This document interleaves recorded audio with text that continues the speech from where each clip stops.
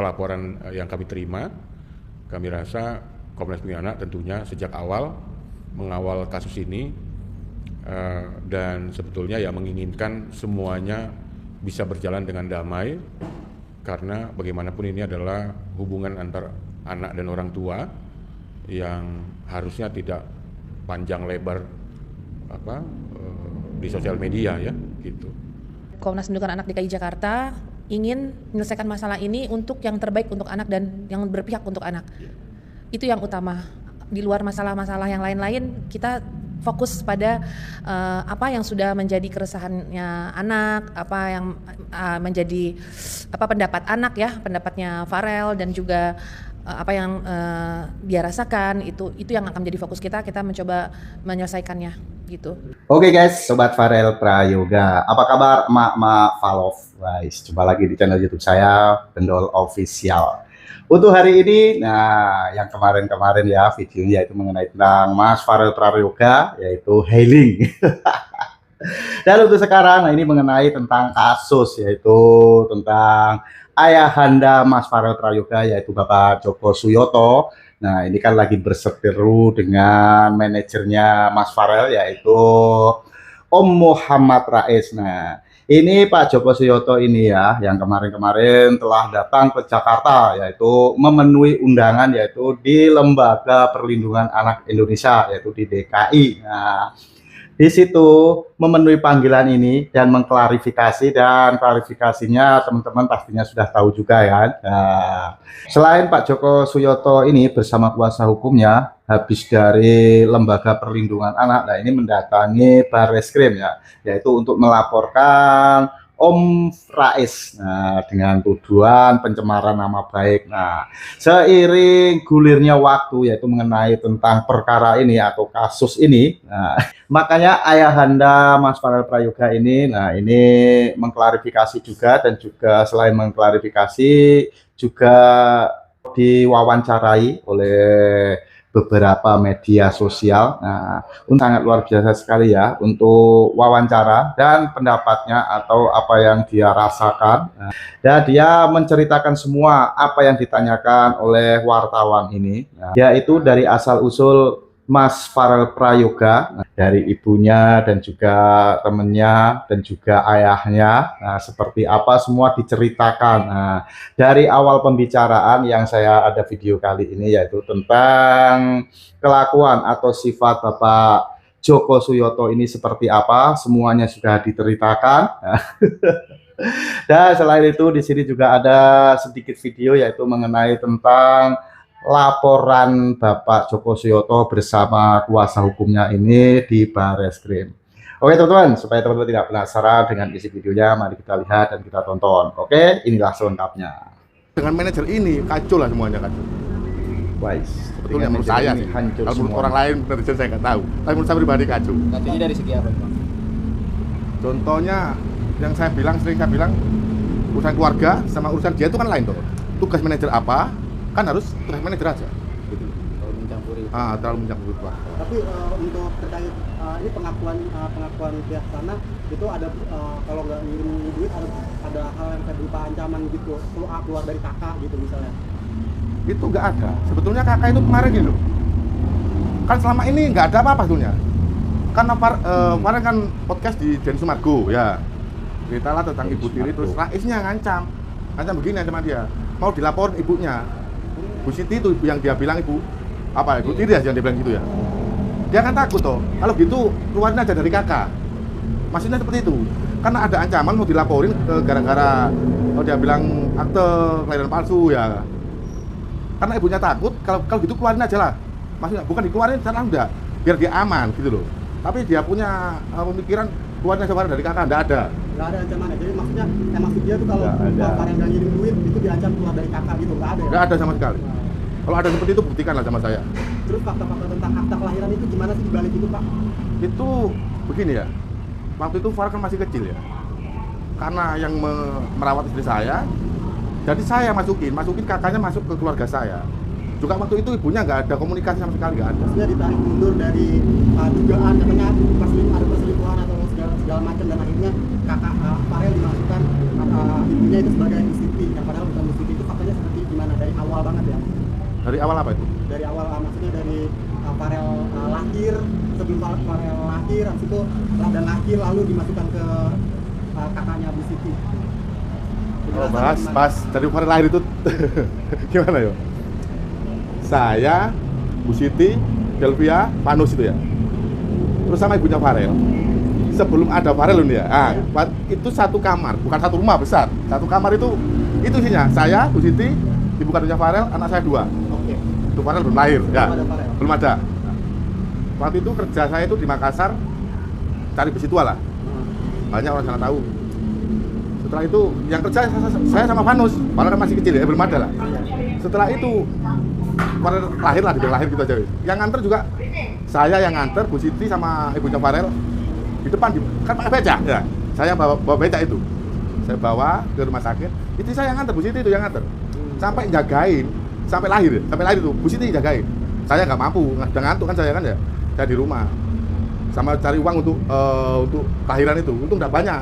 Habis berapa itu? Ya lumayan lah. Sampai saya jual HP-nya Bu Siti 1. HP saya juga sama becak ya. Becak yang saya pakai nganter itu juga saya jual. Karena saya tawarin becak utuh nggak ada yang mau, terpaksa saya potong-potong itu becak. Untuk kelahiran Untuk kelahiran Farel. Saya potong-potong, saya jual ke Loa, ke Penimbang situ. Pokoknya cukup bayar ke rumah sakit di UB waktu itu di sana. Cukup selesai, weh.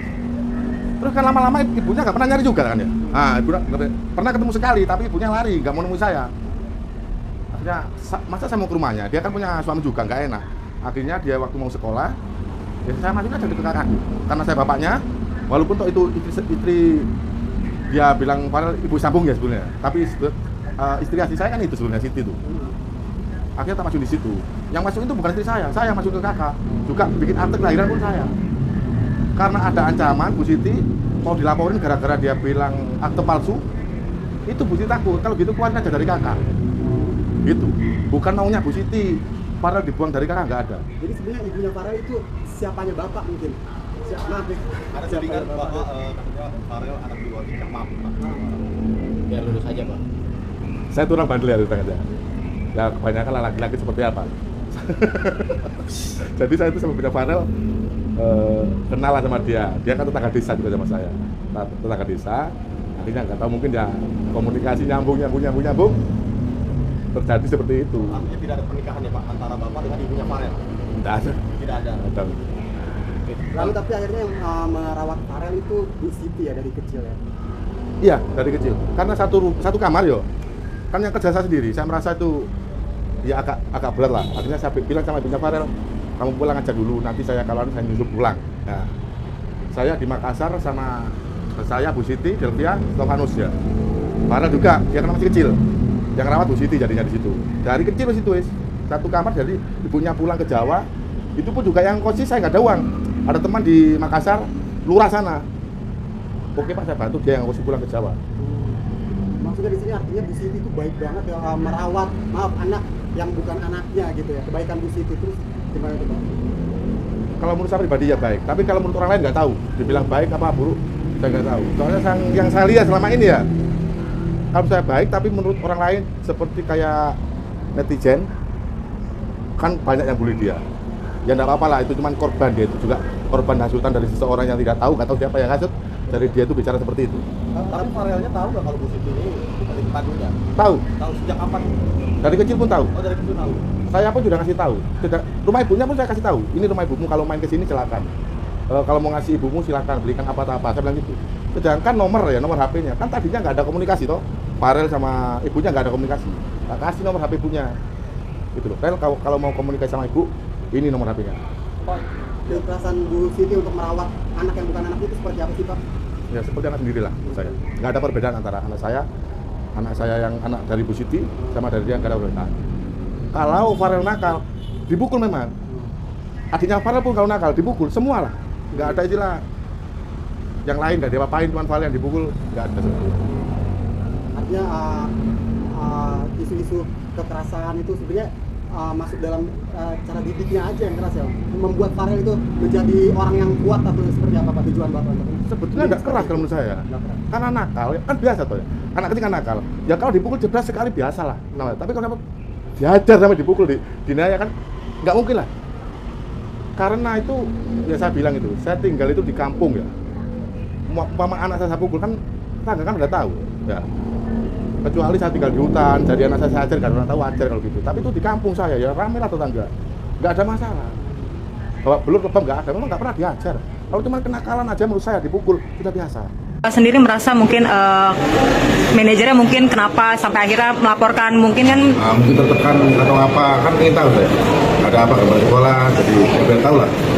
kalau untuk aduan ini mungkin dari Bapak sendiri atau seperti apa? Saya sendiri. Dari sendiri. Kenapa akhirnya memutuskan untuk mengadukan manajer gitu? Ya mungkin sudah pernah dengar lah masalahnya gitu. Berarti merasa kesal ya karena dijelek-jelekin belakangan ini mungkin. Malu kan. Ya sebenarnya perkara ini bisa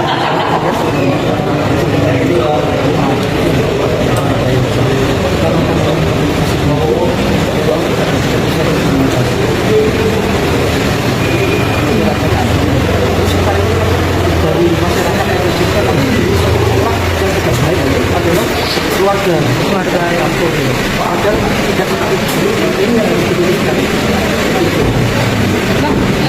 Tujuannya kan adalah Bapak menurunkan uang 10 miliar berarti ya.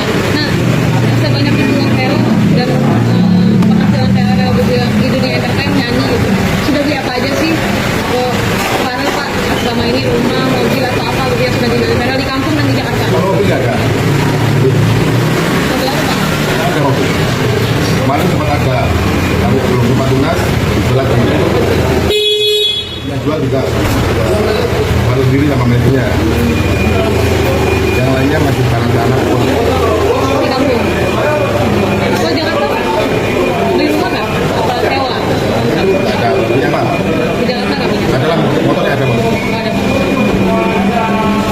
Nggak dirugikan selama ini mungkin atas statement-statement yang berkeliaran. Sebetulnya banyak yang tentang omongan dia lewat podcast, lewat wawancara. Bahkan saya kan kemarin sempat dia setelah kemarin itu turun bicara ya, saya diam.